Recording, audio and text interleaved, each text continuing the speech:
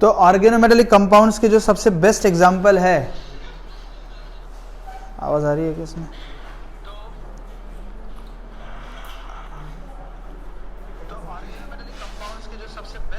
आ रही है, चलो बढ़िया। वो ग्रिग्नार्ड रिएजेंट है। किसी भी बच्चे को पूछो तो वो ग्रिग्नार्ड रिएजेंट ही सबसे पहले जवाब देता है। लेकिन बहुत सारे रिएजेंट, ग्रिग्नार्ड है, गिलमैन है, सुने Gillman? Gillman reagent, Grignard reagent, right, Frankland reagent, Frankland, सब ग्रिग्नार्ड में खुश हो जाते। तो कौन कौन से? Gillman reagent, Grignard reagent, Frankland reagent, right. और बहुत सारे ऐसे रिएजेंट आने वाले हैं जो कि विदाउट नेम है, तो वो सब रिएजेंट के बारे में हम लोग अलग से पढ़ेंगे। तो मैं एक अलग चैप्टर बना के पढ़ाता हूँ जिसका नाम है ऑर्गेनो मेटालिक, बोलो, compounds, organometallic compounds and Grignard reagent. ये एक मैं अलग से चैप्टर वाइज आप लोग को पढ़ाता हूँ। इसमें क्या होता है, जिस तरीके से हम लोगों ने जो चीज़ें देखी है, जैसे कि हम लोगों ने आइसोमेरिज्म पढ़ा, तो आइसोमेरिज्म हमारा पूरा 11th plus 12th plus JEE NEET level पे हमारा क्या हो रहा है, सॉल्व हो रहा है। हम लोगों ने फिर क्या पढ़ा, मैं बैठा लूँगा, बेटा जाओ, वीडियो चालू हो गया, हाँ, फिर इसमें ऐड कर लो, डाल दिया ना, ठीक है। इसका ढक्कन का है, ढक्कन लगा। दूसरा हमने पढ़ा पूरा नॉमेनक्लेचर, राइट। तो नॉमेनक्लेचर भी हमारा 11th plus 12th plus JEE plus NEET plus mains, हाँ, सब हो गया, राइट। फिर हम लोगों ने पढ़ा एसिडिक बेसिक स्ट्रेंथ, तो उसमें भी हमारा क्या हो गया, 11th plus 12th plus JEE plus NEET plus advanced, right. उसके बाद हमने क्या पढ़ा, कोई ऐसा टॉपिक बताओ जो सिलेबस में नहीं था चैप्टर के वाइज, लेकिन हम लोगों ने पूरा वो डिटेल में पढ़ा है। उसी तरीके से आगे आप लोगों को मैं और चैप्टर पढ़ाऊंगा जिसका नाम है ऑक्सीडेशन रिडक्शन। तो उसमें क्या होगा, जितने भी 11th plus 12th plus JEE plus NEET plus advanced जहाँ जहाँ पे भी ऑक्सीडेशन रिडक्शन की रिएक्शंस होंगे वो हमारे क्या हो जाएंगे, सॉल्व हो जाए, ठीक। ऑर्डिनरी काम नहीं करना है। एक्स्ट्रा ऑर्डिनरी कार्बोकेटाइन पढ़े हम लोगों ने, एक्स्ट्रा ऑर्डिनरी कार्बोकेटाइंस हम लोगों ने पढ़ा है। काफी सारे लोगों को कार्बोकेटाइन मालूम नहीं रहता, तो एक्स्ट्रा कार्बोकेटाइन, एक्स्ट्रा ऑर्डिनरी तो भूल जाओ। हम लोगों ने वो भी पढ़ा है, उसका ऑर्डर पढ़ा है, एक्सेप्शंस पढ़े हैं। कुछ कुछ कार्बोकेटाइंस में रेजोनेंस होता है but still they are least stable because of the anti aromatic character, right. अरे बताओ यार, एंटी एरोमेटिक कैरेक्टर के कारण वो कार्बोकेटाइन क्या होते हैं, लीस्ट स्टेबल। सब हम लोगों ने डिटेल में पढ़ा है। तो यहां पे जो अभी हम लोग देखेंगे अल्केन्स, तो अल्केन्स में मैं मैक्सिमम 12th की रिएक्शन को खींच के कवर करूंगा, तो जिससे आप लोगों को पहले से ही उस रिएक्शन के बारे में नॉलेज हो जाएगा। तो ये हम लोगों ने ऑलरेडी 11th में पढ़ा है, राइट। तो नेक्स्ट रिएक्शन लिखते हैं।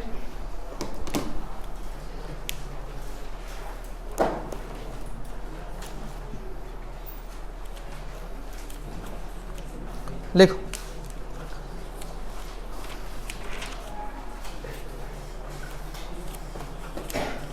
कल क्वेश्चन भी हो गए, फिटिंग हो गई, वुड्स फिटिंग हो गई, राइट। चलो, हाँ, तो टोटल नंबर ऑफ रिएक्शन कितनी हो गई, 6। अरे पहला कैटालिटिक रिडक्शन, दूसरा वुड्स रिएक्शन, तीसरा फिटिंग रिएक्शन, चौथा वुड्स फिटिंग रिएक्शन और पांचवा Ullman reaction, right. Now number 6 लिखो, नंबर 6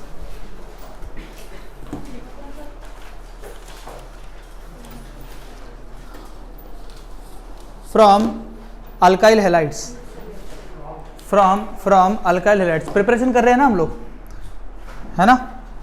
ऑनलाइन में देख लेते हैं कौन जुड़ा।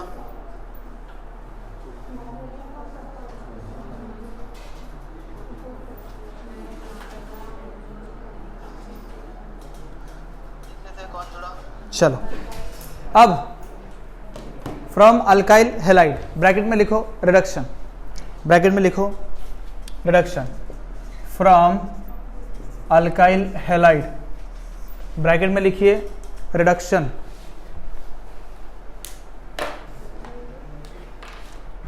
रिडक्शन लिखो। देखो क्या होता है, अल्काइल हैलाइड में हम लोग कुछ मेटल कपल ऐड करेंगे, जैसे कि जिंक और कॉपर का हम लोग क्या ऐड करेंगे, इथेनॉल के प्रेजेंस में कुछ मेटल्स को ऐड करेंगे। कभी भी इथेनॉल के प्रेजेंस में मेटल को अगर ऐड करें तो आपको क्या देता है, हाइड्रोजन प्रोवाइड करता है, नेसेंट हाइड्रोजन। अच्छा मुझे बताओ कितने टाइप के हाइड्रोजन होते हैं? हाइड्रोजन के टाइप्स होते हैं। नेसेंट हाइड्रोजन का नाम सुना है, 10th में पढ़ा होगा, नेसेंट, फ्रेशली प्रिपेयर्ड, राइट? पढ़ा होगा ना? तो दूसरा नॉर्मल हाइड्रोजन H2, तीसरा है ना? देखो कितने टाइप के हाइड्रोजन होते हैं।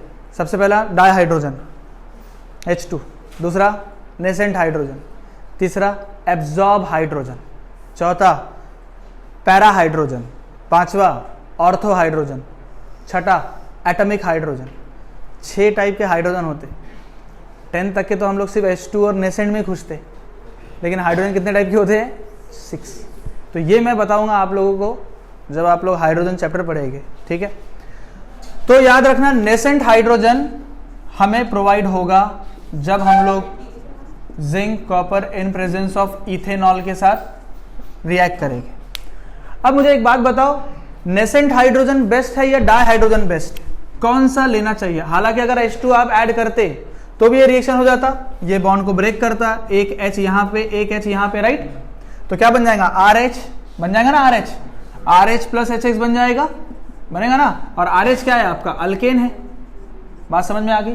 RH क्या है आपका? अल्काइल हैलाइड है। हाँ, बात क्लियर हो गई है। लेकिन मैंने यहाँ पे नेसेंट हाइड्रोजन से रिएक्शन को किया, क्या क्या रीजन है, क्या इंपॉर्टेंस है नेसेंट हाइड्रोजन का? बोलो, हाँ बोलो, जोर से बोलो। आपने कुछ बोला ना? और कोई है, कोई आंसर देगा मुझे? देखो इधर देखो, ये रिएक्शन के बीच में हमने ZnCu ऐड किए इन प्रेजेंस ऑफ अल्कोहल, राइट? हाँ, ये रिएक्ट करके क्या करेगा? आपको नेसेंट हाइड्रोजन प्रोवाइड कर रहा है। मैं 2 लिखता नहीं हूं क्योंकि 2 नाम की कोई चीज होती नहीं है, ठीक है? मैंने यहाँ पे हाइड्रोजन लिख लिया, नेसेंट हाइड्रोजन। अब आपको कितना रिक्वायरमेंट है? 2 है, 3 है, 4 है, 10 है, कितना है वो उतना वो रिएक्शन में हाइड्रोजन लेते जाएगा। लेकिन देखो यहाँ पे क्या हो रहा, यहाँ पे अगर हम H2 गैस ऐड करें तो टेंशन, हाईली एक्सप्लोसिव गैस है, सेल्फ बर्निंग गैस है। हाँ, हाइड्रोजन को हैंडल विथ केयर करना पड़ता है, तो दुनिया भर का प्रिकॉशन यहाँ पे हाइड्रोजन पे आ जाता है। हाँ, लेकिन ये केस में क्या होगा कि हम लोग क्या ऐड कर रहे हैं? जिंक और इथेनॉल ऐड कर रहे, वो रिएक्शन के बीच में क्या बना रहा? Nascent hydrogen. और ये नेसेंट हाइड्रोजन आपका AB क्या है? AB क्या है आपका? सबस्ट्रेट है। AB क्या है आपका? सबस्ट्रेट है, ठीक है ना? और रिएक्शन के बीच में ही हाइड्रोजन बन रहा है, आपको दिखाई नहीं दे रहा, और वो हाइड्रोजन बन के सबस्ट्रेट पे अटैक भी कर रहा है, और AB आपको करस्पॉन्डिंग प्रोडक्ट भी दे रहा है। तो मतलब हाइड्रोजन इस रिएक्शन में बन रहा है, लेकिन आप लोगों को वहां पे टेंशन की कोई जरूरत नहीं है। क्यों? क्योंकि वो रिएक्शन के बीच में ही बन रहा है, बीच में यूज हो जा रहा और प्रोडक्ट भी बना दे रहा, और तुम्हें कोई टेंशन की बात नहीं है। लेकिन ये केस में क्या होगा? हैंडल विथ केयर, H2, फिर रेनी निकेल, फिर अमीर बाप की औलाद है तो रेनी निकेल लेके आओ, PT लेके आओ, पैलेडियम लेके आओ, फिर या, हाँ समझ रहे हो मेरी बात? ये सब चीज लेके आओ तब जाके रिएक्शन करो। तो भैया यहाँ पे हम क्या करेंगे? जिंक कॉपर को इथेनॉल के साथ रिएक्ट करेंगे, उसी रिएक्शन के बीच में क्या बन रहा? Nascent hydrogen. वही नेसेंट हाइड्रोजन कहाँ यूज हो रहा? सबस्ट्रेट में, और सबस्ट्रेट कहाँ में कन्वर्ट हो रहा? प्रोडक्ट में। बात खत्म होगी। तो मुझे बताओ सबसे बेस्ट क्या होगा यूज करना? नेसेंट हाइड्रोजन ही। तो मतलब हमें ऐसे चीजें पता होना चाहिए जो नेसेंट हाइड्रोजन आपको बना के दे, नेसेंट हाइड्रोजन हमको प्रिपेयर करके दे। समझ रहे हो?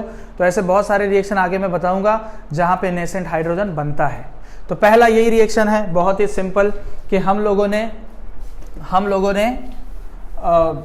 अल्काइल हैलाइड से अल्केन बनाया रिडक्शन से, ठीक है। अब ये R की जगह पे हम लोग क्या लेंगे, CH3, X की जगह पे क्या लेंगे, Br, और ये twice nascent hydrogen as it is रहेंगे, और ये सेम टू सेम चीज रहेगी।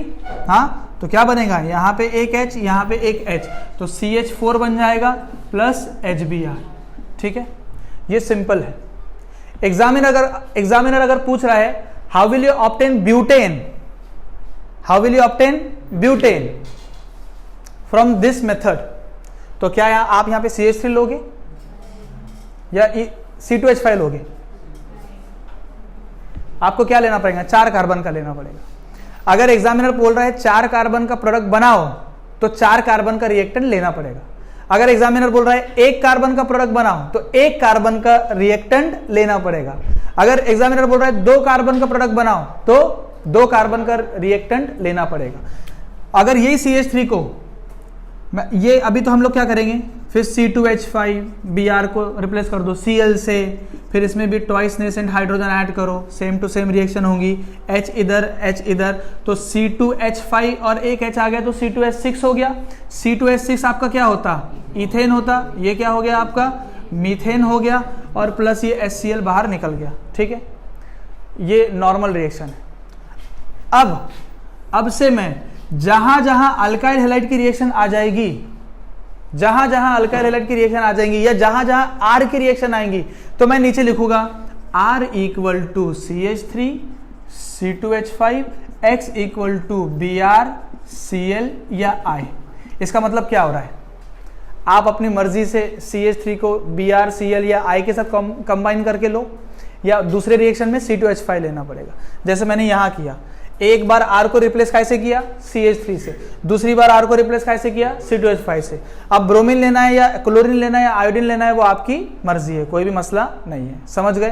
तो नेक्स्ट टाइम में ये R को रिप्लेसमेंट के मैं ये रिएक्शन बताऊंगा नहीं, क्योंकि मैं चाहता हूं कि आप लोग के लेवल इंक्रीज हो। हाँ, वो बच्चे जैसी हरकतें नहीं करनी है। R को रिप्लेस करो CH3 से, रिएक्शन करके बताओ, फिर उसको रिप्लेस करो C2H5 से, रिएक्शन करके बताओ, उसमें मजा नहीं है, वो आप खुद करोगे। मैं लिख दूंगा R equal to this, X equal to ये है, खुद रिएक्शन करो, खुद रिएक्शन का प्रोडक्ट बताओ। बात क्लियर हो गई है? नोट करो, सिंपल रिएक्शन थी बहुत ही।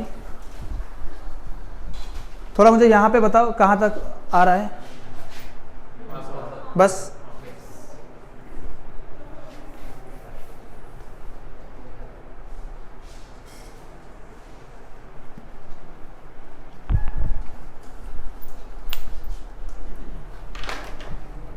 लिखिए,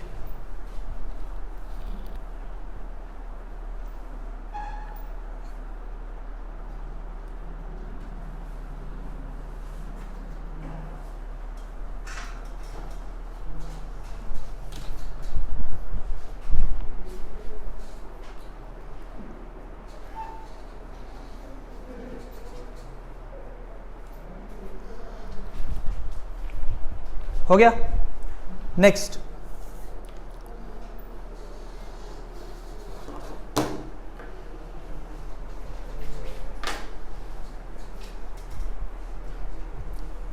नेक्स्ट नंबर 7,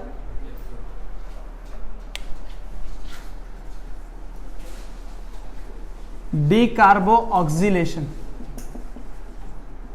डीकार्बोऑक्सिलेशन ये 12th में भी है।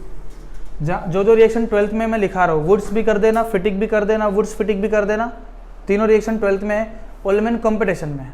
ओलमेन कहाँ पे है? कंपटीशन में। ये भी रिएक्शन 12th में है, 12th में है। Alkyl halide, halogen derivatives of alkanes जब पढ़ते हैं तो वहाँ पे ये रिएक्शन अल्काइल हैलाइड के रिएक्शंस में आता है, ठीक है। 12th में रिएक्शन है, तो अगर देखा जाए तो हम लोग 12th ही पढ़ रहे हैं। डीकार्बोऑक्सिलेशन 12th में है। 2019 के CBSE एग्जाम में 2 मार्क का क्वेश्चन आया था डीकार्बोऑक्सिलेशन का, और इसका इंपॉर्टेंस भी बहुत अच्छा है। स्टार्ट करें?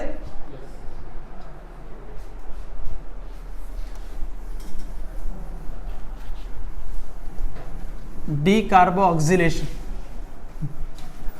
कल ही हम लोग डिस्कस कर रहे थे डी का मतलब क्या हो रहा, रिमूवल। डी का मतलब क्या हो रहा, removal. Deprotonation, dehydration, dehalogenation, dehydrohalogenation, dechlorination, deelectronation, right. तो डी का मतलब क्या हो रहा, निकलना, रिमूवल। तो डी कार्बोक्सिलेशन, कार्बोक्सिलेशन मतलब CO2, रिमूवल ऑफ CO2। तो लिख लेना, removal of CO2 molecule, removal of CO2 molecule is called decarboxylation. Removal of CO2 molecule is called decarboxylation.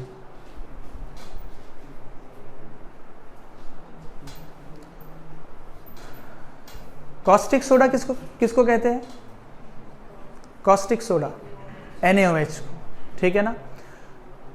Removal of CO2 molecule is called decarboxylation. अब जरा सब बच्चे ध्यान देना, सुनो, कोई भी एसिड का जब हमें सॉल्ट बनाना है तो मैंने आपको बताया था फिजिबिलिटी ऑफ रिएक्शन में कि हमको H हटा के क्या लगा देना है, मेटल लगा देना है, तो वो क्या बन जाएगा, सॉल्ट। एग्जाम्पल के तौर पे सब बच्चे ध्यान देना, RC डबल बॉन्ड OH, क्या ये कार्बोक्सिलिक एसिड है?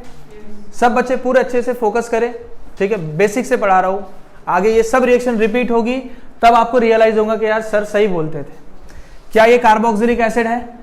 अब हम लोग क्या करेंगे, H को हटा के हम लोग यहाँ पे सोडियम ऐड कर देंगे। H को हटा के क्या ऐड कर देंगे, सोडियम। तो इसे अब कहेंगे this sodium salt of carboxylic acid. कि क्या कहेंगे, सोडियम सॉल्ट ऑफ किसका, carboxylic acid, sodium salt of carboxylic acid, ठीक है ना। इसे हम लोग दूसरे इसमें sodium salt of fatty acid भी कहते हैं। फैटी एसिड में क्या हो जाता, वहां पे दो ग्रुप आ जाएंगे, दो एसिड ग्रुप आ जाएंगे इस तरीके से, और यहां पे सोडियम नहीं आएगा, यहां पे क्या आ जाएगा, कैल्शियम। क्या आ जाएगा, कैल्शियम। क्योंकि देखो कैल्शियम की वैलेंसी कितनी है, 2। अरे कैल्शियम 2+ देता ना, नहीं देता। देखो ये C नेगेटिव, ये भी O नेगेटिव हो गया, 2 कार्बोक्सिलिक एसिड के, और यहाँ पे कैल्शियम पे 2 पॉजिटिव चार्ज है। तो मतलब कैल्शियम के पास कितने इलेक्ट्रॉन की कमी है, 2। तो ये एक इलेक्ट्रॉन देगा उसको, ये एक इलेक्ट्रॉन देगा, और क्या करेगा, बॉन्ड बना लेगा। क्या बनाएगा, बॉन्ड। तो इसे हम लोग कहते हैं calcium salt of fatty acid, calcium salt of fatty acid, या simply calcium salt of carboxylic acid. अगर फैटी एसिड नहीं याद आ रहा तो क्या बोल देना, calcium salt of carboxylic acid. अभी हम लोगों ने क्या देखा, RC डबल बॉन्ड ONA, जल्दी बोलो इसका नाम, sodium salt of carboxylic, calcium salt of carboxylic. समझ गए सॉल्ट कैसे पहचानना। अब देखो ये हमारे पास सॉल्ट है, हमने sodium salt of carboxylic acid बनाया, sodium salt of carboxylic acid, जिसमें Na पे पॉजिटिव चार्ज है और O पे नेगेटिव चार्ज है। एग्जाम में टेक्स्ट बुक पे O नेगेटिव Na पॉजिटिव दिया हुआ नहीं रहता, वो अंडरस्टूड है कि O पे चार्ज कौन सी है, नेगेटिव, और Na पे चार्ज कौन सी है, पॉजिटिव। तो मैं कभी बताऊं या नहीं बताऊं तो ये बात को याद रखना, ठीक है, लेकिन मैं हमेशा बताता हूं, O और नेगेटिव, O पे नेगेटिव और Na पे पॉजिटिव। हम लोग इसको रिएक्ट करते हैं कॉस्टिक सोडा के साथ, NaOH, in presence of soda lime, in presence of soda lime, और हीट करते हैं। क्या करते हैं, हीट करते हैं। अब देखो क्या होगा, जैसे हीट किया जाए तो ये पूरी टर्म बाहर निकलती, बचा क्या आपके पास, R और H। RH क्या होता, अल्केन, RH क्या होता आपका, अल्केन, प्लस Na कितने बार है, 2 बार, COO और ये एक O, तो CO3, तो प्रोडक्ट क्या आएगा, Na2CO3। Na2CO3 क्या होता, सोडियम कार्बोनेट, सोडियम कार्बोनेट। तो this is your alkane, this is your alkane, and this is your sodium salt of carboxylic acid. What is the disadvantage of this reaction? देखो आप कह सकते कि दिस इज, देखो 2 type की एक reaction होती है, और बताता हूं मैं आप लोग को। एक होती है चेन लेंथनिंग रिएक्शन और एक होती है chain shortening reaction. Chain lengthening reaction क्या होती है, जिसमें चेन बढ़ती है। वुड्स रिएक्शन, 2 कार्बन लगा रहे थे, प्रोडक्ट कितने कार्बन का आ रहा था, 4, तो चेन बढ़ रही है, तो chain lengthening reaction. Wurtz reaction was chain lengthening reaction. और यहां पे क्या हो रहा, यहां पे जरा कंसीडर करो, ये एक कार्बन है, एग्जाम्पल के तौर पे कंसिडर करो, ये एक कार्बन, ये एक कार्बन, कितने कार्बन थे, लेकिन प्रोडक्ट में कितने कार्बन आए, एक, तो it is a chain shortening reaction. Did you understand? What is the difference between this chain lengthening reaction and chain shortening reaction? Chain lengthening में जितना रिएक्टेंट में होते हैं कार्बन उससे डबल प्रोडक्ट में आ जाएंगे या उससे ज्यादा आएंगे, एंड चेन शॉर्टनिंग में जितने रिएक्टेंट में होते हैं उससे कम हो जाएंगे. तो ये बताओ चेन लेंथनिंग है या शॉर्टनिंग है? अब मुझे एक बात बताओ, अगर मुझे यहां पे मीथेन बनाना है, डिकार्बोक्सिलेशन प्रोसेस से मीथेन बनाना है, तो यहां पे मुझे कितने कार्बन लेने पड़ेंगे, 2, 3 नहीं 2, एक ही जाएगा ना, एक ही कार्बन जा रहा है ना यहां पे. अगर मुझे यहां पे इथेन बनाना है तो यहां पे कितने कार्बन लेने पड़ेंगे, 3. अगर मुझे यहां पे डीकेन बनाना है तो यहां पे 9 कार्बन लेने पड़ेंगे. समझ में आ गया? एग्जाम्पल के तौर पे हमने इस R को रिप्लेस किया CH3 से, बाद में कैसे रिप्लेस कर देंगे, C2H5 से, और उसके बाद डिपेंडिंग अपॉन द क्वेश्चन, उसके बाद क्या 10 तक के करते रहते क्या, CH3, C2H5, फिर C3H7, फिर C4H9, ऐसा तो नहीं करेंगे ना. उसके बाद क्या करेंगे, डिपेंडिंग अपॉन दी क्वेश्चन. अगर एग्जामिनर पूछ रहा है पेंटेन बनाओ, नहीं सर ने तो यार C2H5 तक ही बताए थे मेरे को, तो अब मैं क्या करूं, तो क्या लेंगे तुम, प्यूटेन लोगे 4 कार्बन का. अगर एग्जामिनर पूछ रहा है एक काम करो ऑक्टेन बनाओ डिकार्बोक्सिलेशन से, तो क्या लेंगे, हेप्टेन, 7 कार्बन का रिएक्टेंट लेंगे. समझ में आ गई? तो CH3 C2H5 हमारे नॉर्मल प्रैक्टिस के लिए है, और उसके बाद तीसरा पॉइंट लिख के रख लेना, depending upon the question. Asking question क्या है. अब मैंने इसको CH3 C double bond O Na पे पॉजिटिव और O पे नेगेटिव, इसमें फिर हम लोग कॉस्टिक सोडा ऐड कर रहे हैं इन प्रेजेंस ऑफ सोडा लाइम. तो बताओ जरा, ये पूरी टर्म बाहर निकलेगी, क्या बचा, CH3H मतलब क्या हो गया, CH4 प्लस Na2CO3, Na2CO3. बात समझ में आ गई? सभी को बात समझ में आ गई?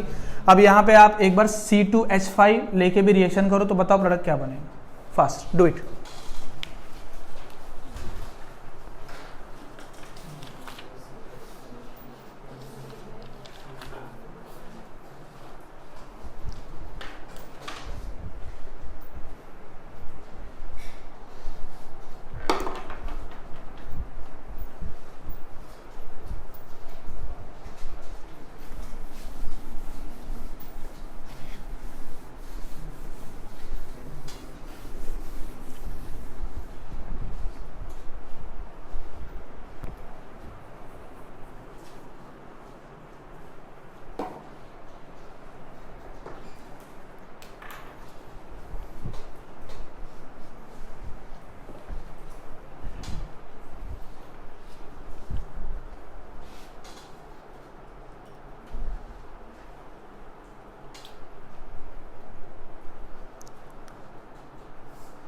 How will you obtain cyclopropane from this method?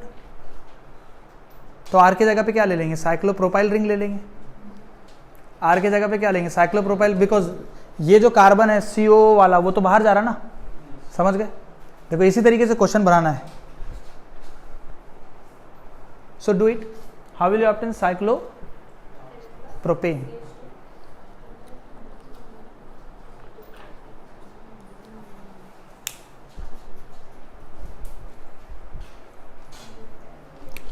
अब यहाँ पे C2H5 C डबल, अच्छा सुनो, एग्जाम में ऐसा भी आ सकता COONA, ठीक है ना.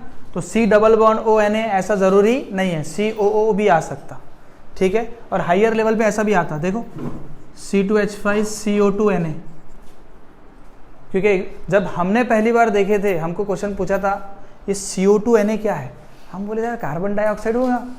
अब CO2 तो कार्बन डाइऑक्साइड ही होता ना, या और कुछ होता. CO2 क्या होता, हमने देखे HCO2H. तो अब कौन कंफ्यूज नहीं होगा. देखो अगर ये तो मैंने अभी आपको बताया इसका मतलब ऐसा होता, लेकिन जब आप पहली बार देखोगे तो यार सर 2 हाइड्रोजन और कार्बन डाइऑक्साइड है, लेकिन अगर देखा जाए तो वो था क्या, HCOOH. इस तरीके से भी रिप्रेजेंट किया जाता हायर लेवल पे, RCO2H. This is carboxylic acid. और हम क्या पढ़ते थे उस टाइम में, मतलब पहली बार जब देखा था हमने अपने आप को शर्मिंदा नहीं होने दिया वहां पे, क्योंकि हमने जवाब दिया ही नहीं था ना टीचर को, लेकिन खुद के दिल में हमने सोचा था यार ये कार्बन डाइऑक्साइड है, लेकिन ये कार्बन डाइऑक्साइड नहीं है, ये क्या है, RCOOH। इस तरीके से लिखते हैं। बात क्लियर हो गई है? ठीक है, तो इसका रिएक्शन करके बताओ सब, बोलो। NaOH, सेम टू सेम चीज, ये पूरी टर्म बाहर जाएगी। हीट कर रहे हो तो आप हीट करना, क्योंकि हीट किए बगैर ये रिएक्शन होगी नहीं। तो C2H5 और ये एक H आ गया, तो क्या हो गया, C2H6 plus Na2CO3। How will you obtain this, how will you obtain this? तो अब R की जगह पे क्या ले लेंगे, रिंग ले लेंगे ना। ये जो R है, देखो R की जगह पे क्या ले लेंगे, रिंग, तो ये प्रोडक्ट बन जाएगा। R की जगह पे ये ले लेंगे तो ये प्रोडक्ट बन जाएगा। एग्जांपल के तौर पे ये रिंग है, R की जगह पे मैंने क्या ले लिया, ring, plus C double bond ONA as it is रहेगा, है ना, plus NaOH in presence of calcium oxide. तो क्या ये टर्म पूरी बाहर निकल जाएगी, बोलो। ये टर्म पूरी बाहर निकल गई, क्या बचा, CH2 CH2 C और ये एक H CH2, बन गया साइक्लोप्रोपेन, बन गया साइक्लोप्रोपेन। उसी तरीके से आप साइक्लोब्यूटेन, मतलब कोई भी हाइड्रोकार्बन आप डिकार्बोक्सिलेशन प्रोसेस से बना सकते हो। ये 12th में रिएक्शन है बेटा, aldehyde ketone carboxylic acid chapter है, वहां पे ये रिएक्शन है। चलो हो गया।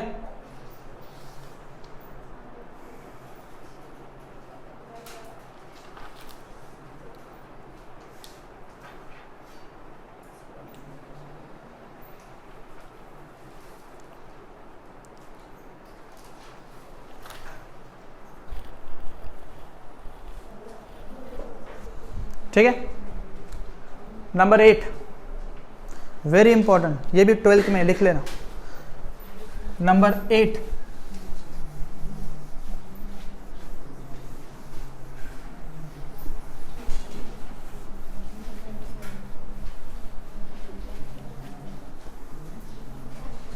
लिखो।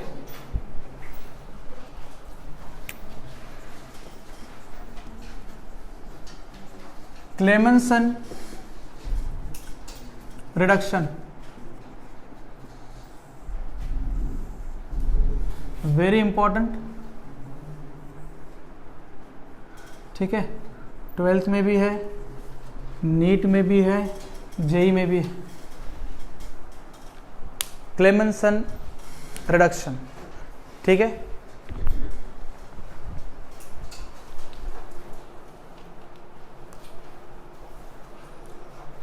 अब देखो क्लेमेंसन रिडक्शन क्या होता।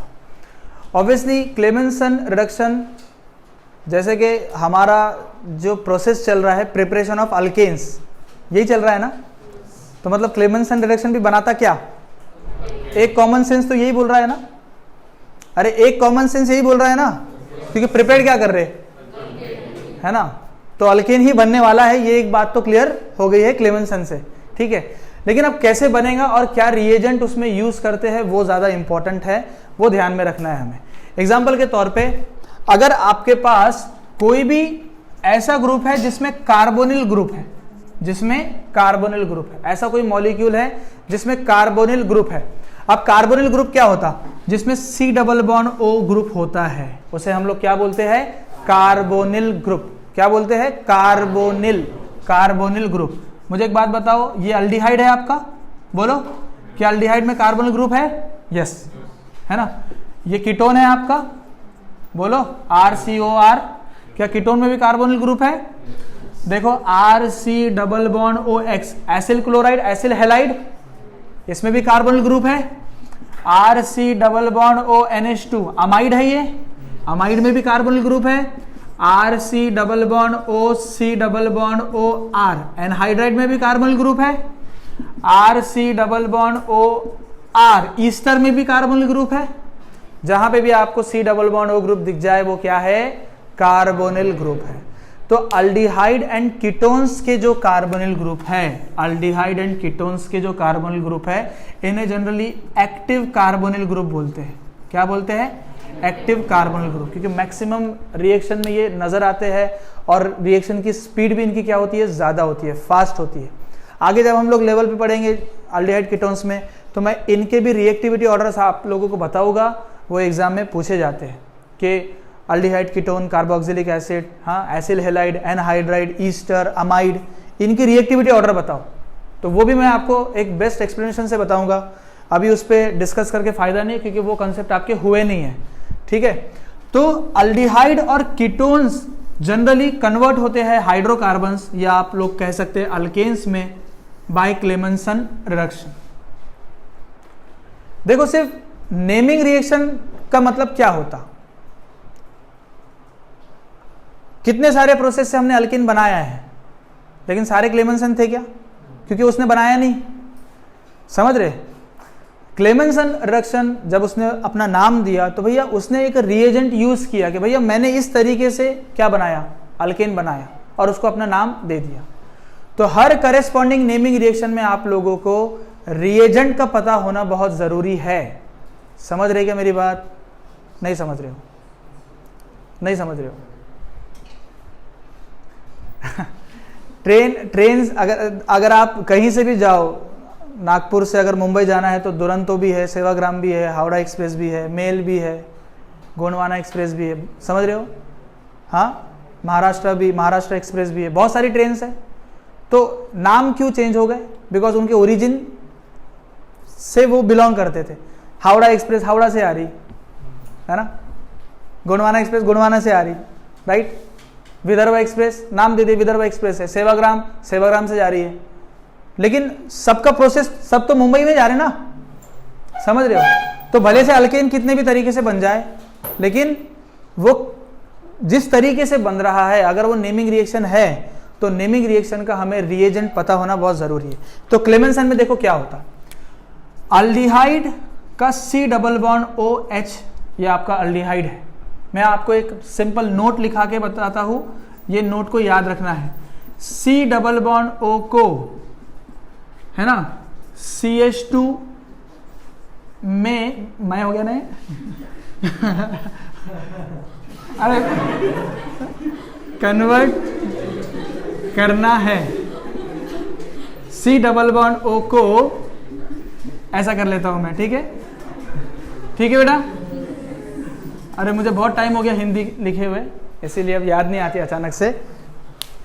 तो क्या नोट है? C डबल बॉन्ड O को CH2 में कन्वर्ट करना है। ये तो ट्रिक हो गया, लेकिन रिएक्शन होता कैसे वो देखो। हम लोग ऑब्वियसली इसमें ऐड करेंगे नेसेंट हाइड्रोजन। क्या ऐड करेंगे? नेसेंट हाइड्रोजन ऐड करेंगे 2 टाइम्स। अब देखो ये 2 टाइम्स नेसेंट हाइड्रोजन कैसे मिलेगा?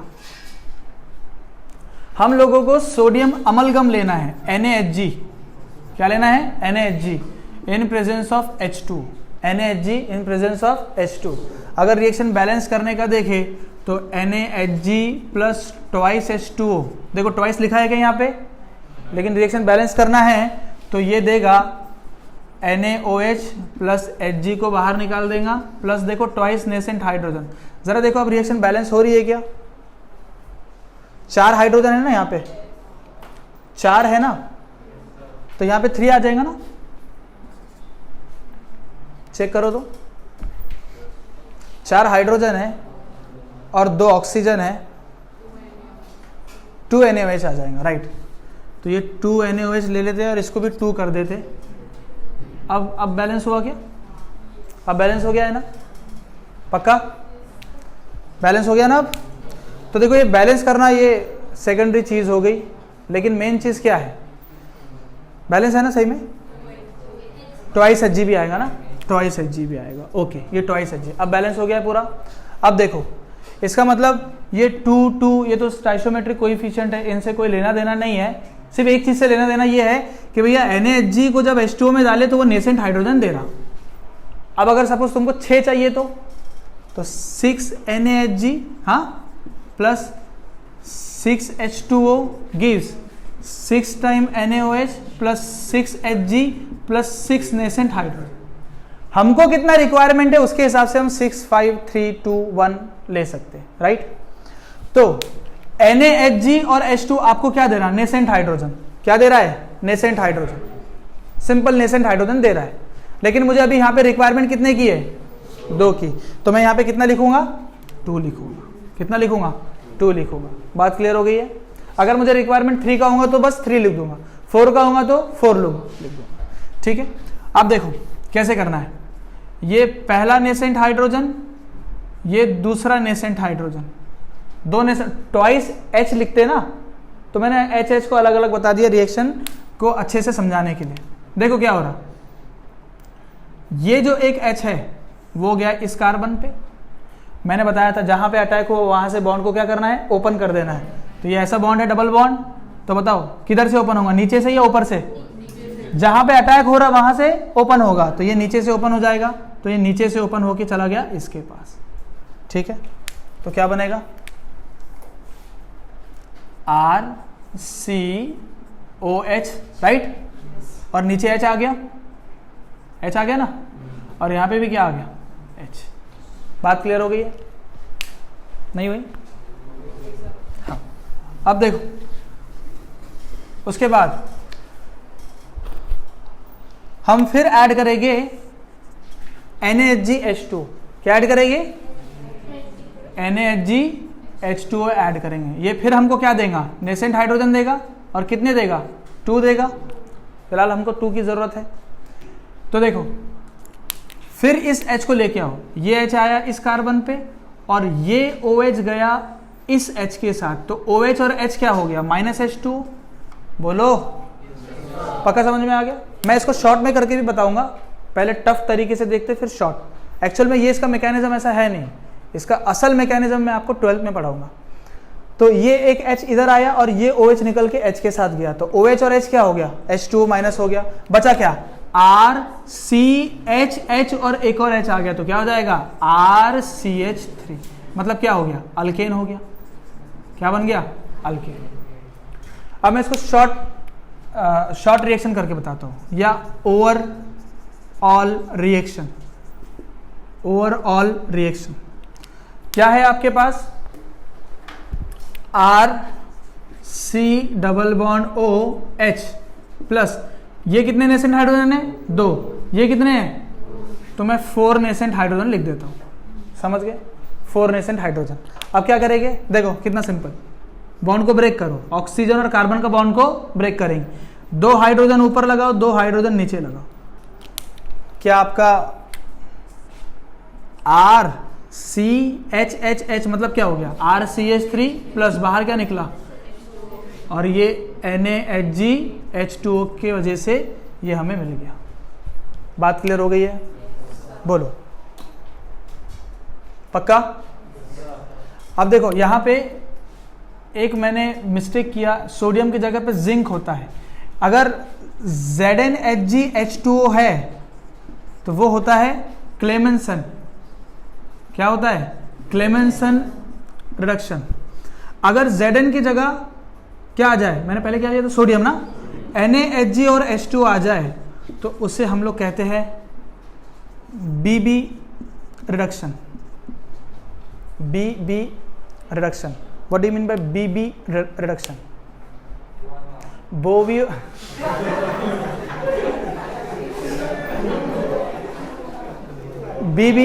BB का फुल फॉर्म है बोवियोल ब्लैंक रिडक्शन। क्या नाम है? बोवियोल ब्लैंक, हाँ, बोवियोल ब्लैंक रिडक्शन, ठीक है। तो मैंने सोडियम की जगह मैंने लेना क्या चाहिए था? जिंक। तो ये इस बात का ख्याल रखना, क्लेमेंसन रिडक्शन में ZnHg प्लस H2O लिया जाता है, बाकी का प्रोसेस सेम है। लेकिन बोवियोल ब्लैंक रिडक्शन में अलग प्रोडक्ट बनता है और क्लेमेंसन रिडक्शन में अलग प्रोडक्ट बनता है, ठीक है। ये आप आपके नॉलेज के लिए लिख सकते हैं कहीं साइड में कि जब ZnHgH2O हो तो उसे कौन सा रिडक्शन कहते हैं? क्लेमेंसन। जब जिंक की जगह पे सोडियम, देखो ना नाम चेंज हो गया ना, क्योंकि उसने जिंक की जगह पे क्या ले लिया? सोडियम। तो भैया मैंने किया इसीलिए बोवियोल ब्लैंक रिडक्शन उसने नाम कर दिया, ठीक है ना। ये कोने में अलग से लिखो और बाकी का ये क्लेमेंसन रिडक्शन अलग से लिखो। कहाँ पे, हाँ यहाँ पे भी जिंक आएगा, यहाँ पे भी जिंक Hg आएगा, ठीक है। लिखो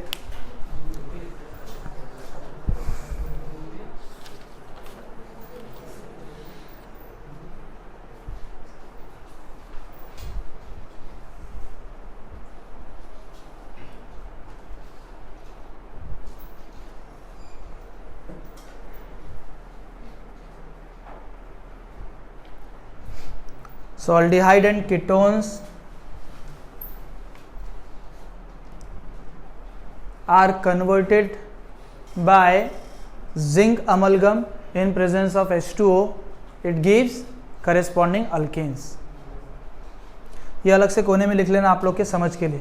ये बीबी रिडक्शन क्या होता है ये भी हम लोग देखेंगे। क्लेमेंसन तो देख लिए, लेकिन फिर मैं बता रहा हूँ क्लेमेंसन मैंने उतना डिटेल में नहीं पढ़ाया। इसमें क्लेमेंसन में भी आप लोगों के कुछ कुछ एक्सेप्शन केस आ जाते, जिसमें कौन से ग्रुप होना चाहिए कौन से ग्रुप नहीं होना चाहिए, वो हम लोग अलग से ऑक्सीडेशन रिडक्शन चैप्टर में पढ़ेंगे। फिलहाल सिंपल रिएक्शन है, वो आप लोग ध्यान में रख के आगे बढ़ो।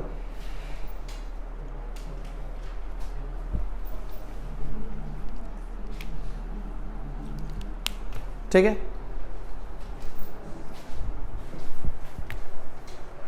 कीटोन का करके बताओ। RC double bond OR plus 4 nascent hydrogen ZnHg in presence of H2O, product बताओ। हाँ, उसके बाद CH3C double bond OH 4 nascent hydrogen, same to same condition है। उसके बाद CH3C double bond OCH3 plus 4 nascent hydrogen, same to same reaction है, करके बताओ। इसका आईयूपैक नेम क्या है? इथेनल। क्या नाम है इसका? इथेनल। इसका नाम प्रोपेनोन है ना, प्रोपेनोन। अरे आईयूपैक नेम है ना अल्डिहाइड कीटोन का, अल्डिहाइड को अल, कीटोन को ओन। तो इथेनल का प्रोडक्ट क्या बनेगा इसी को देख के बताओ। सिर्फ C डबल बॉन्ड को काय में कन्वर्ट करना है? CH2 में। तो अगर ये CH2 में कन्वर्ट हो तो ये H उसके साथ तो मिलेगा ना, तो CH3 हो जाएगा। तो मतलब 2 कार्बन का अगर अल्डिहाइड हो तो क्लेमेंसन से 2 कार्बन का अल्केन मिलेगा। 3 कार्बन का अगर कीटोन हो तो 3 कार्बन का अल्केन मिलेगा, ठीक है। या 3 कार्बन का अगर कीटोन हो तो 3 कार्बन का ही अल्केन मिलेगा क्लेमेंसन रिडक्शन में। नोट करो।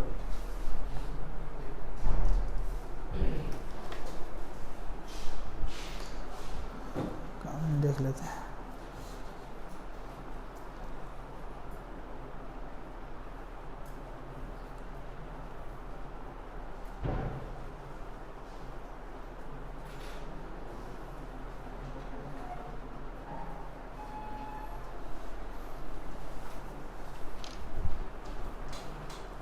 ठीक, उसके बाद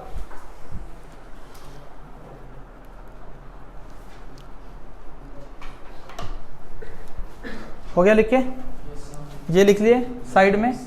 सुनो, ZnHgH2 क्लेमेंसन है और प्रोडक्ट क्या बन रहा? अल्केन। लेकिन अगर NaHgH2 है, बीबी रिडक्शन है, लेकिन प्रोडक्ट अल्केन नहीं बनता, इसमें अल्कोहल बनता है। क्या बनता है? अल्कोहल। तो देखो यही तो खासियत है कि रिएजेंट चेंज करने से रिएक्शन चेंज हो जाती है। Condition change, reaction change, reagent change, reaction change. समझ रहे क्या बोला मैंने statement? Condition change, reaction change, reagent change, reaction change, reagent change, reaction change. देखो यहां पे रिएजेंट क्या था? ZnHg। तो प्रोडक्ट क्या मिला? बोलो, प्रोडक्ट क्या मिला? अल्केन मिला।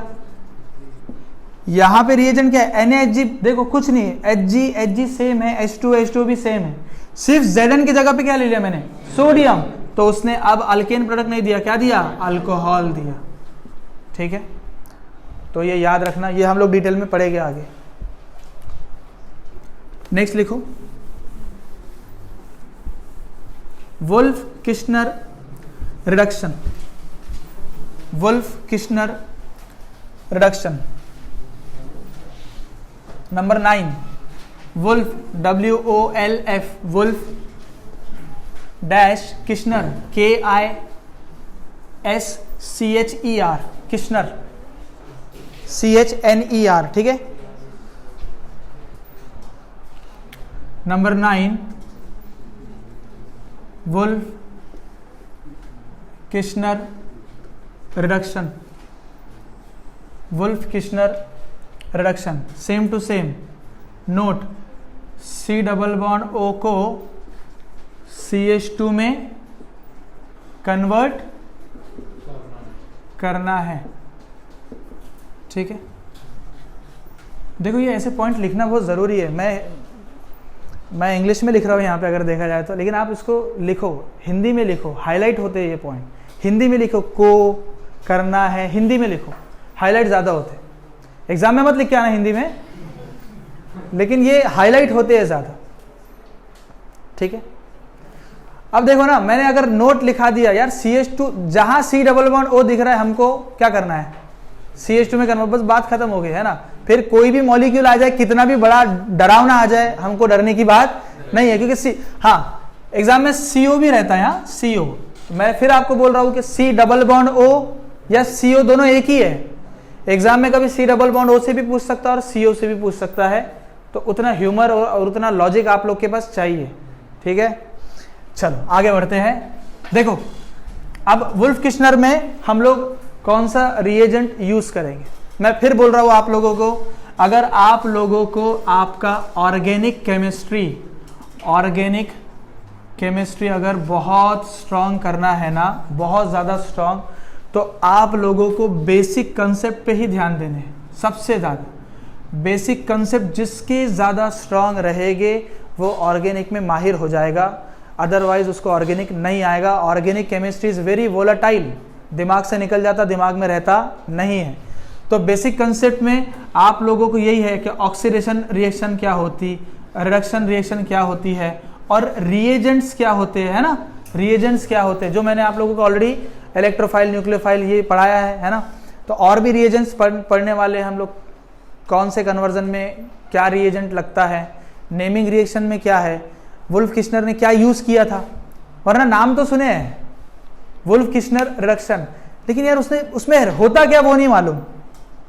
हमें ऐसा नहीं बनना है कि हमें सब पहचानते हैं, लेकिन इम्प्लीमेंट जब हम करने जाए तो हम लोगों को उसका आउटपुट नहीं आ रहा। दो चीज़ें होती है नॉर्मल लाइफ में, एक होता है जिसको सब पहचानते हैं, है ना, और दूसरा होता है जिसको सब पहचानते भी है, और अगर उसका कुछ दुनिया के सामने बात आ गई तो लोग बात भी करेंगे। अगर उसने कुछ अपनी मूवी दे दिया तो मूवी भी देखने जाएंगे, अगर उसने कोई स्टेटमेंट दे दिया तो वो स्टेटमेंट भी फॉलो करेंगे। समझ रहे हो। अब एग्जाम्पल के तौर पे सलमान खान को सब पहचानते हैं, राखी सावंत को भी सब पहचानते हैं, राइट। सुनो एग्जाम्पल, अगर राखी सावंत को भले से दुनिया वाले पहचानते होंगे, सपोज अगर उसकी कोई मूवी रिलीज हो गई तो कोई देखने नहीं जाएगा। पहचानते सब है, एग्जाम्पल समझो आप, पहचानते सब है, लेकिन मूवी देखने जाएंगे, ठीक है ना। कोई गया तो ठीक, कोई उतना क्रेज नहीं है भाई। लेकिन सलमान खान को भी सब पहचानते हैं। देखो आज राखी सावंत जितनी फेमस है उतना भी सलमान खान भी है ना, ग्लोबल लेवल पे दोनों को पहचानते हैं, राइट। लेकिन जब सलमान खान की फिल्म रिलीज होंगी तो लोग देखने भी जाएंगे, तो आउटपुट किधर से आ रहा, पहचान भी है और आउटपुट भी आ रहा। समझ रहे। इसी तरीके से हमको बनना है। पर्सनालिटी का वेटेज आता है, पर्सनालिटी का। अगर एक पर्सन अगर आपको बोल रहा है कि नेवर गिव अप, है ना, भले से कुछ भी हो जाए, नेवर गिव अप, भले से कुछ भी हो जाए, भले से तूफान आए, आंधी आए, हार नहीं मानना चाहिए, ये नहीं मानना चाहिए, राइट। और एक कोट दे दिया, और कोट का इंपॉर्टेंस कब आता, जब उसके नीचे डैश करके नाम लिखा हुआ रहता, राइट, तभी तो इंपॉर्टेंस आता, है ना। Always try to be a first place winner, because second place winner is a first loser.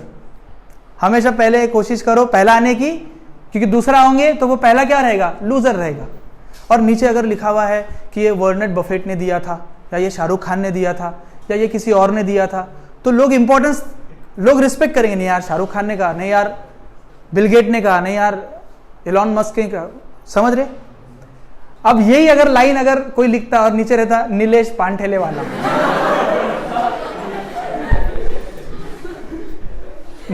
always try to be a first place winner because second place winner is a first Nilesh पांठेले वाला। तो कोई importance नहीं आएंगी। क्यों? Because weightage है, importance है, importance. तो बोल कौन रहा है उसका इंपॉर्टेंस है। तो हमें ऐसा नहीं, अरे यार हाँ क्लेमेंसन नाम सुना है, इलेक्ट्रोफाइल भी सुना था मैंने, लेकिन आता नहीं, पता नहीं, ऐसा नहीं बनना है। हमें ऐसा बनना है कि हमें कंटेंट सुने भी, पढ़े भी, समझे भी, घर पे प्रैक्टिस भी किए, और जब एग्जाम में आएंगे तो हम उसको अच्छे से लिख भी पाएंगे, उससे रिगार्डिंग जितने भी क्वेश्चन आएंगे वो भी हम लोग सॉल्व कर पाएंगे। तो ये दोनों में फ़र्क है। काफ़ी सारे बच्चों को सिलेबस पता पूरा होता है लेकिन आता कुछ भी नहीं वो राखी सावंत जैसे या नीलेश पांडेले वाले जैसे। लेकिन काफ़ी सारे बच्चों को सिलेबस पता भी होता है, टॉपिक भी पता होता है और आता भी है।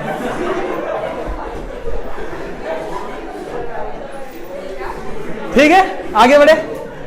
चलो अब हम लोग देखते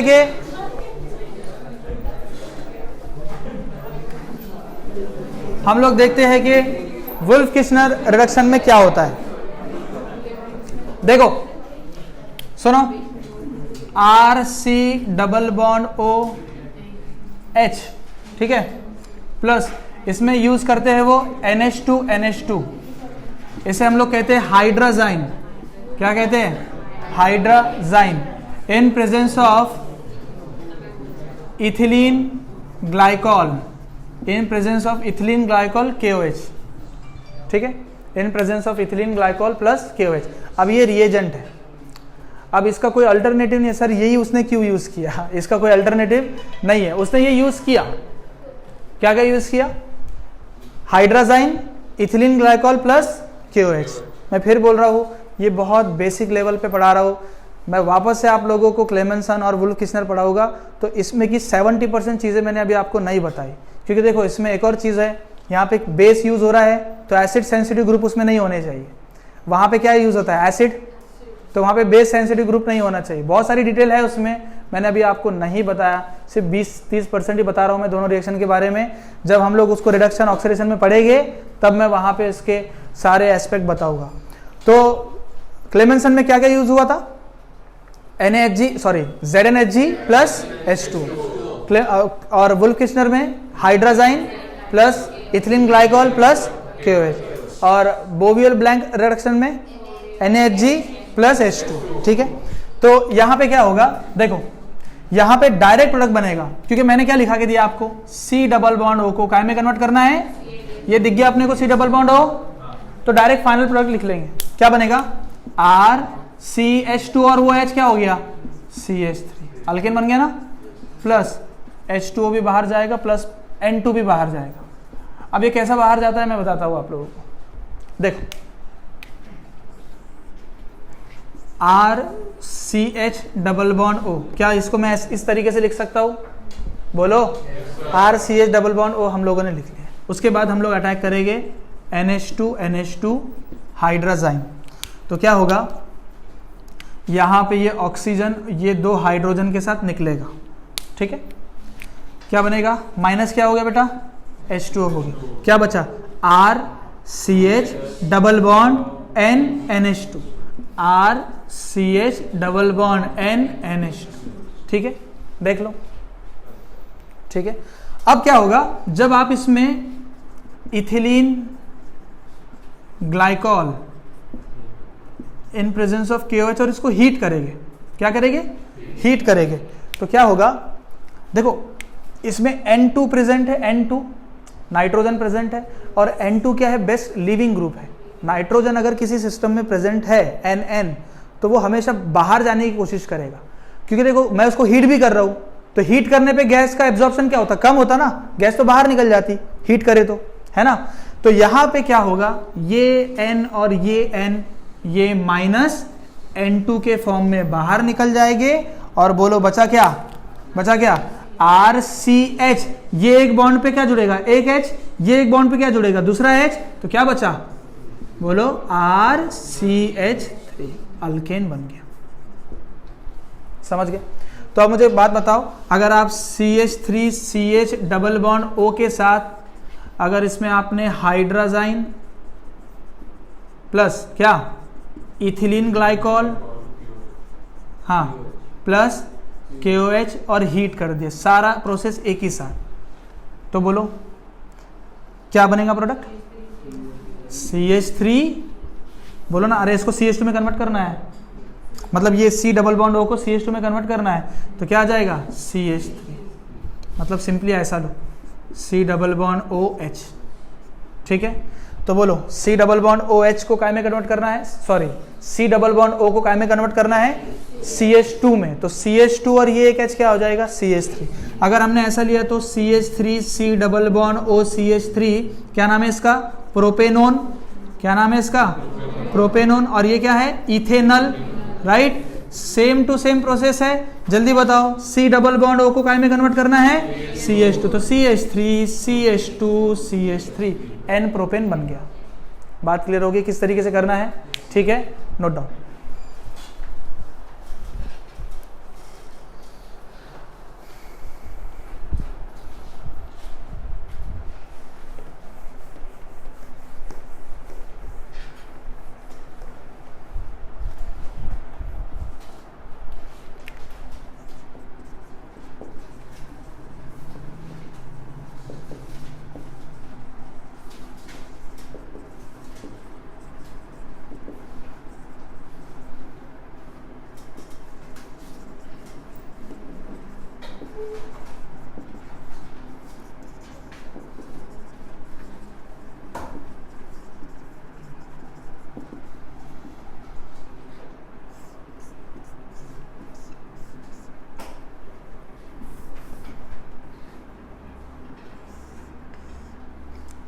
कैमरे में आ रहा है उधर?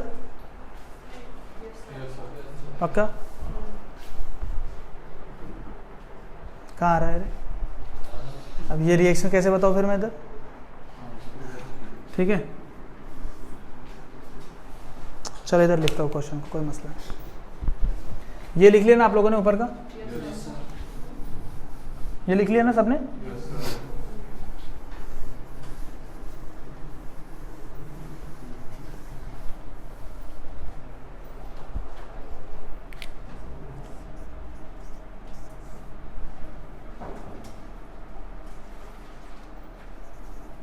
MEME का मतलब क्या है यहाँ पे? मिथाइल। MEME क्या है? मिथाइल, मतलब CH3 है ना, ये भी CH3, तो Me का मतलब क्या होता? CH3 मिथाइल, ठीक है ना।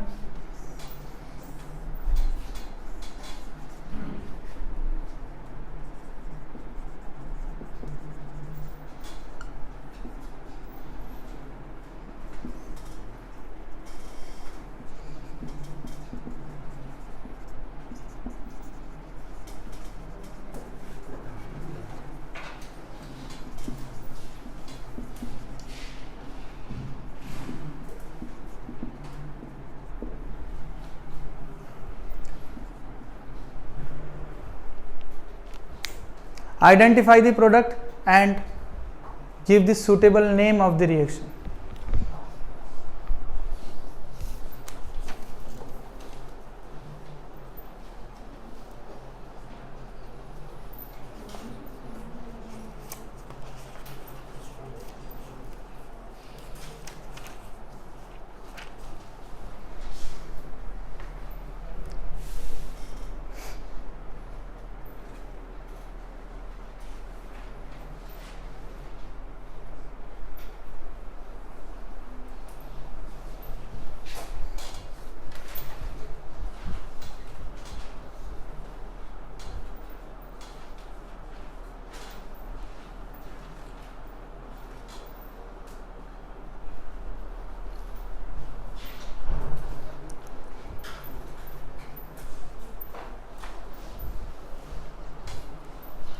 हो गया? तो क्या प्रोडक्ट आया?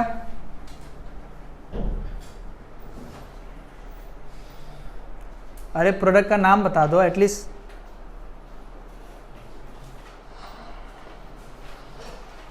अरे प्रोडक्ट का नाम बोलो। क्या सिखाया मैंने?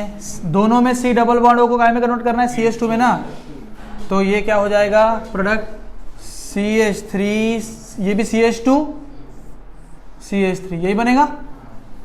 अरे बस वो डबल बॉन्ड O हट जाएगा ना, इसका मतलब क्या है? CH2 है ना, CH2 है ना, यहां पे भी क्या बनेगा, सेम बनेगा ना, सेम बनेगा। मैं फिर बोल रहा हूं कि अभी हमने 30% ही पढ़ा है, कौन सा, क्लेमेंसन एंड वुल्फ किश्नर। इसको डिटेल में मैं बताऊंगा।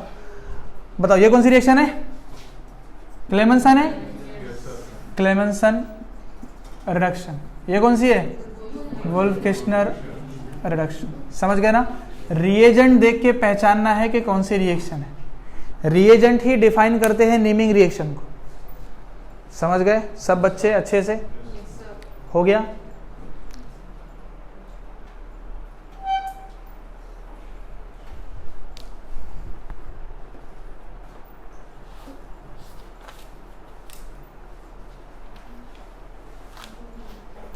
हो गया। नेक्स्ट नंबर कितना होगा, लिखो ग्रिग्नार्ड रिएजेंट।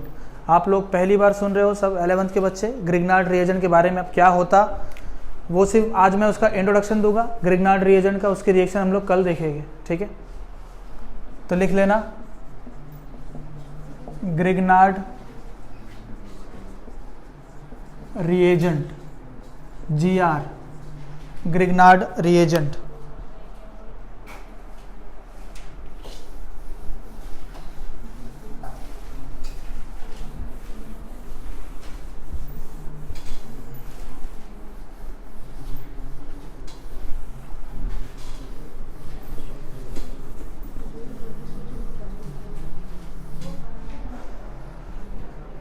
देखो ग्रिग्नार्ड रिएजेंट क्या होता, सब देखो इधर, क्या हो गया,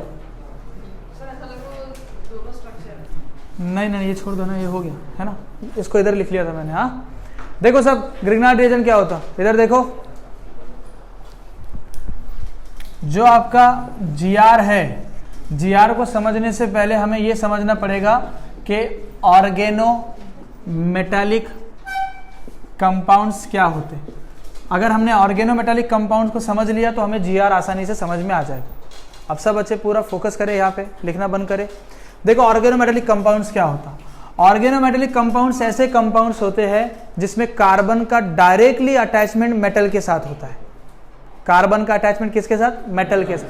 अगर CM दिख जाए आपको, C कार्बन, M आप क्या समझे, CM दिख जाए मतलब चीफ मिनिस्टर नहीं, अगर आपको डायरेक्ट CM दिख जाए, कार्बन और मेटल दिख जाए, तो वो क्या है, ऑर्गेनोमेटल। कोई भी मेटल हो अगर वो कार्बन से अटैच है तो वो क्या है, ऑर्गेनोमेटालिक कंपाउंड है। अब देखो द कंपाउंड्स, मैं लिख लेता हूं इसको, the compounds in which carbon is directly attach to metal, directly attach to metal, ठीक है। देखो आप मुझे बताओ कौन सा ऑर्गेनोमेटालिक कंपाउंड है और कौन सा नहीं है, कौन सा OMC है और कौन सा OMC नहीं है, ठीक है। RNA, RLI, R मतलब कार्बन ही है, हाँ, एक भी हो सकता, 10 भी हो सकता, कुछ भी। R मतलब क्या है, कार्बन।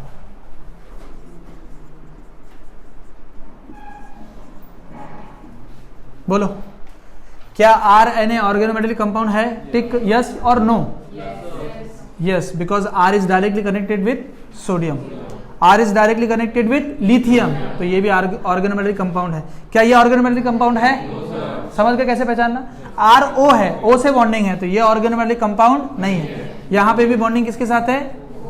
अब मुझे एक बात बताओ, क्या आपका RMgX, क्या ये ऑर्गेनोमेटालिक कंपाउंड है, R की बॉन्डिंग किसके साथ है, मैग्नीशियम, तो ये ऑर्गेनोमेटालिक कंपाउंड है और RMgX को बोलते हैं ग्रिग्नार्ड रिएजेंट। क्या बोलते हैं, ग्रिग्नार्ड रिएजेंट, GR। अब देखो RZNX, क्या ये ऑर्गेनोमेटालिक कंपाउंड है, सब बच्चे ध्यान नहीं दे रहे। हाँ क्या RZNX ऑर्गेनोमेटालिक कंपाउंड है, बिल्कुल है, और इसे हम लोग कहते हैं फ्रैंकलैंड रिएजेंट। क्या कहते हैं, फ्रैंकलैंड रिएजेंट। चलो R2CuLi, R2 मतलब 2 बार R ग्रुप है, किससे जुड़े हुए हैं, कॉपर से, तो क्या कार्बन का डायरेक्टली अटैचमेंट कॉपर के साथ है? तो क्या है वो? ऑर्गेनोमेटालिक कंपाउंड है। तो इसे हम लोग कहते हैं गिलमैन रिएजेंट। क्या कहते हैं? Gillman reagent. बात समझ में आ गई? नोट करो।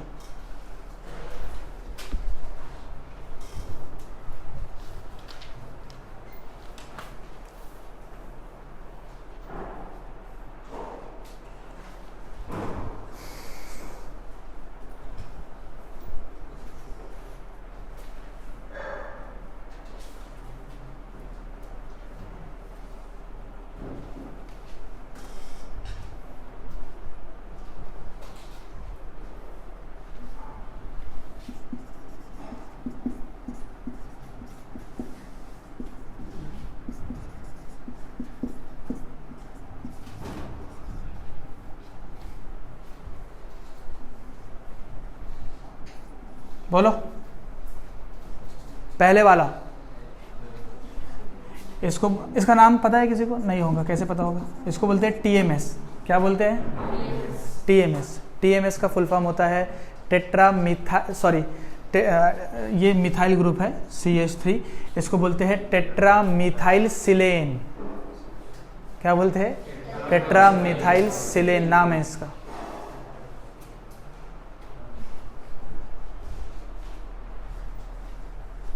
ठीक है, तो क्या ये ऑर्गेनोमेटालिक कंपाउंड है?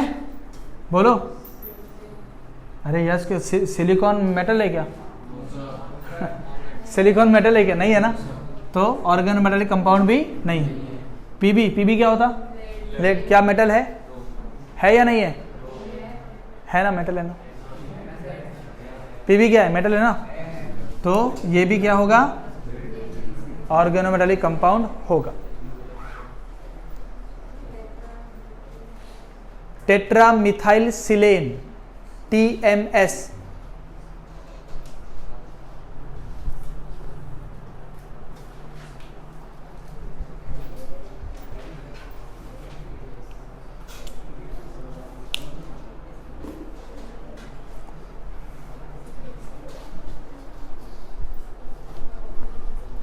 अब देखो, लिख लिया आप लोगों ने?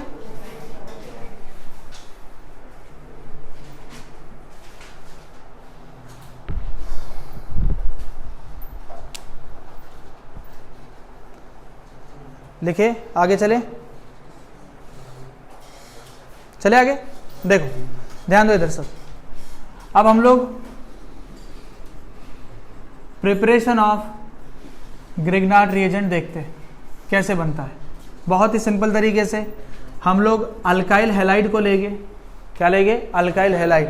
अल्काइल हैलाइड में हम लोग मैग्नीशियम को ऐड करेंगे इन presence of dry ether. In presence of dry ether. थोड़ा हीट वीट भी करेंगे तो ये बनाएगा अल्काइल मैग्नीशियम हैलाइड। क्या बनाएगा? Alkyl magnesium halide. और यही अल्काइल मैग्नीशियम हैलाइड को हम लोग क्या कहते हैं? ग्रिग्नार्ड रिएजेंट कहते हैं। बात क्लियर हो गई है? यही अल्काइल मैग्नीशियम हैलाइड को हम लोग क्या कहते हैं? ग्रिग्नार्ड रिएजेंट कहते हैं। अब देखो इसमें एक चीज बेटा, अल्काइल मैग्नीशियम हैलाइड या ग्रिग्नार्ड रिएजेंट किस तरीके से बनता है वो हमने सिंपल रिएक्शन से देखा। सिंपल रिएक्शन से अगर इसका मैकेनिज्म हम लोग देखने की कोशिश करें, मैकेनिज्म,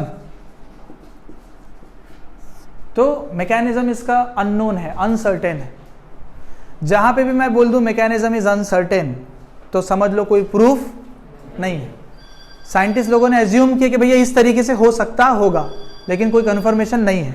तो बहुत ही सिंपल मैकेनिज्म है इसका ऑर्गेनोमेटालिक कंपाउंड में ग्रिग्नार्ड रिएजेंट का, कि वो बोलता है साइंटिस्ट कि मैग्नीशियम है वो क्या देता है? Mg2++2 इलेक्ट्रॉन देता है, राइट। मैग्नीशियम क्या देता है? Mg2++2 electron. तो यहाँ पे आपका अल्काइल हैलाइड है। क्या है? Alkyl halide. अल्काइल हैलाइड में होमोलिटिक फिजन होता है। क्या होता है?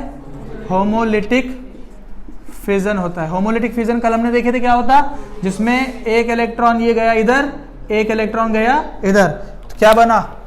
क्या बना? R dot plus X dot बन गया। R dot plus X dot. मतलब R पे भी एक इलेक्ट्रॉन है और X पे भी एक इलेक्ट्रॉन। क्या मैग्नीशियम के पास इलेक्ट्रॉन की कमी है? क्या Mg2+ है? Mg2+ है।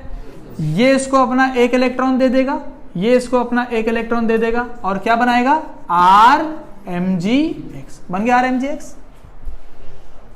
अरे मैग्नीशियम 2+ था ना, 2+ मतलब 2 इलेक्ट्रॉन की कमी थी, तो एक इलेक्ट्रॉन किसने दिया? R ने। दूसरा इलेक्ट्रॉन किसने दिया? हैलोजन ने, X ने। तो R बीच में क्या आ गया? Mg, उधर क्या आ गया? X, RMgX। ठीक है, अब देखो ये RMgX में भी मैग्नीशियम इलेक्ट्रोपॉजिटिव है, इलेक्ट्रॉन देगा। अरे बोलो यार, इलेक्ट्रॉन देगा, इलेक्ट्रॉन देगा तो इस पे चार्ज कौन से आएंगी? नेगेटिव। और मैग्नीशियम पे चार्ज कौन से आएंगी? पॉजिटिव। हैलोजन इलेक्ट्रॉन खींचता है, इलेक्ट्रॉन खींचेगा तो इस पे चार्ज कौन से आएंगी? नेगेटिव। इसका मतलब ये हुआ कि जितने भी ऑर्गेनोमेटालिक कंपाउंड्स होते हैं, they are good source of C negative, they are good source of C. मतलब हर ऑर्गेनोमेटालिक कंपाउंड पे कार्बन पे कौन सी चार्ज रहेंगी? नेगेटिव, क्योंकि वो मेटल से जुड़े होते हैं और मेटल क्या करते हैं? इलेक्ट्रॉन देते हैं। अगर इलेक्ट्रॉन देंगे तो उस पे चार्ज कौन सी आएंगी? नेगेटिव। कार्बन पे चार्ज कौन सी आएंगी? तो आपने जो लिखा था ना ऑर्गेनोमेटालिक कंपाउंड का डेफिनेशन, उसके नीचे लिख लेना they are good source of C negative, they are good source of C negative. ये छोटा सा मैकेनिज्म मैंने बताया है ग्रिग्नार्ड रिएजेंट का, नोट कर लो।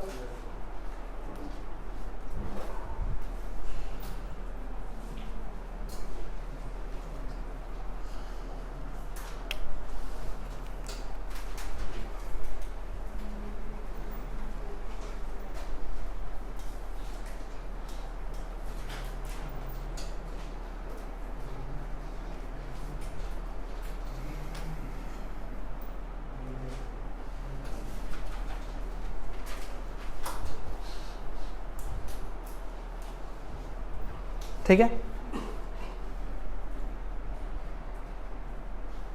समझ में आ गई चीजें? ग्रिग्नार्ड रिएजेंट क्या होता? मैं फिर बोल रहा हूँ, बहुत अच्छा आपके पास एडवांटेज है, कैमरा भी लगा हुआ है, लाइव भी अटेंड कर रहे हो, कोई डाउट रहा ये रहा तो आप लोग बार बार लेक्चर देख सकते हो। इससे पहले ये सुविधा अवेलेबल किसी के लिए भी नहीं थी, बस लेक्चर हो गया, बात खत्म, समझा नहीं समझा, होता है ना। कभी कभी सैचुरेटेड लेवल आ जाता, तो कोई टैलेंटेड बच्चा भी अगर रहा ना तो उस दिन भी उसका मूड नहीं होता पढ़ने का, बोलता है सिर्फ बैठो, सिर्फ घर को दिखना चाहिए, यहाँ संदीप सर को दिखना चाहिए कि हम लोग आए, बाकी आप लोग को कुछ समझे ना समझे उससे कोई लेना देना। ये हर एक के लाइफ में होता है। कभी कभी हम लोग को भी ऐसा लगता है कि यार आज पढ़ाने का इच्छा नहीं हो रहा। हर इंसान का सैचुरेटेड लेवल आता है जहाँ पे उसका एक लिमिट के बाद उसको लगता है कि यार अभी आज ये काम नहीं करना चाहिए। ठीक है, तो ऐसा अगर लगे तो ठीक है, लेकिन आपके पास कैमरा लगा है तो आप उसी लेक्चर को बाद में उसी पोटेंशियल के साथ देख सकते हो। ये एक एडवांटेज है, तो इसीलिए ये पॉइंट को, ये टॉपिक को बहुत अच्छे से समझो। अब देखो बेटा एक चीज़ यहाँ पे, इधर देखो,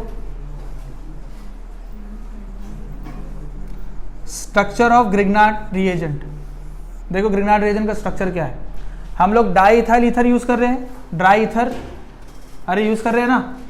तो ये जो ईथर है, ईथर हम लोग यूज करेंगे C2H5O C2H5, di ethyl ether. कौन सा ईथर यूज करते हैं? Di ethyl ether.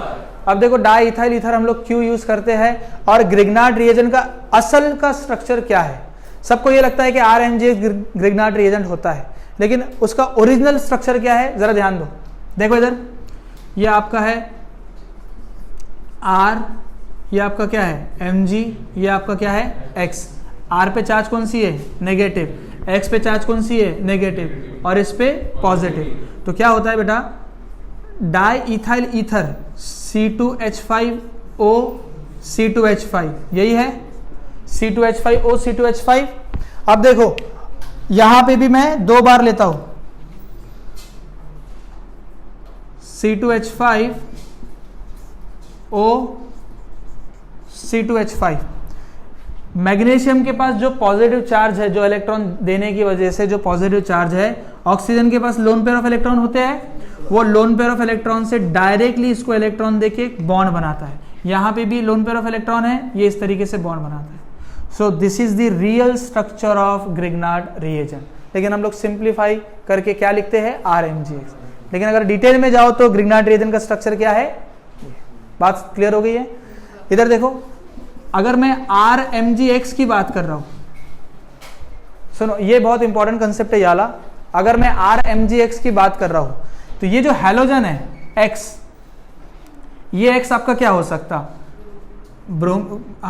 क्लोरीन भी हो सकता, ब्रोमीन भी हो सकता, आयोडीन भी हो सकता, फ्लोरीन नहीं हो सकता, फ्लोरीन नहीं हो सकता। इसका एक्सप्लेनेशन जरा ध्यान से सुनो, इसका रीजन देखो। RMgCl पॉसिबल है, RMgBr पॉसिबल है, RMgI पॉसिबल है, लेकिन RMgF पॉसिबल नहीं है। देखो क्यों पॉसिबल नहीं है, इधर देखो, सब ध्यान से सुनना। Chlorine electronegative in nature, electron खींचेगा मैग्नीशियम। देखो मैग्नीशियम का टेंडेंसी क्या है? इलेक्ट्रॉन देना। तो कोई उसे खींचे या ना खींचे वो तो देगा ना।